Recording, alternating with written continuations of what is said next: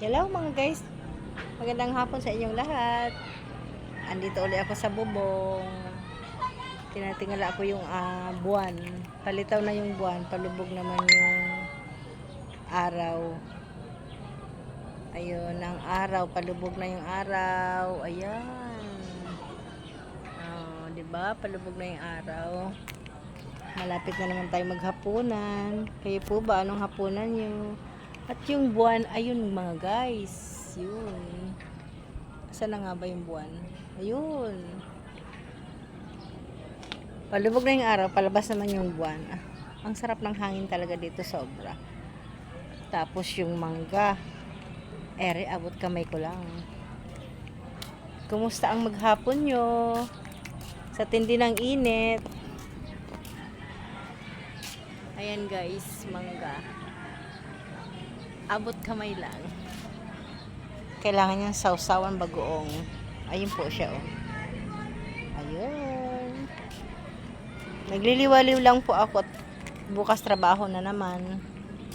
Isang linggo na namang trabaho. Ganun talaga mga nanay.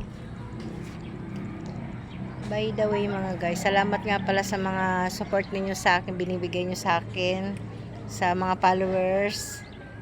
At sa mga nagla-like ng aking post, maraming salamat sa inyong lahat.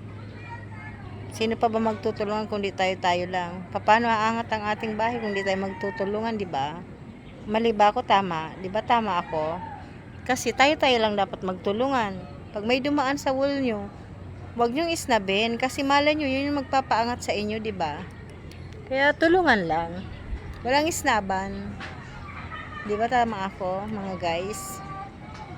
I-smile lang natin ang ating mga problema. Huwag dibdibin. Naku, pag dinibdib mo yung mga problema, mahirap na. Baka mapano pa tayo. Kailangan positive lagi. Kailangan laging masaya tayo. Huwag tayong malungkot. Kahit malungkot, isipin natin, masaya pa rin tayo. Ganun lang ang buhay. Ang hirap talaga, sobra. Maraming salamat sa inyo.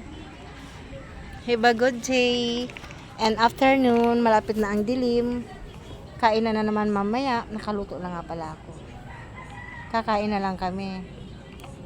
Wala akong magawa kung dito mambay dito. Sa pahangin kasi. Napakasarap ng hangin. Maraming salamat po sa inyo sa panonood.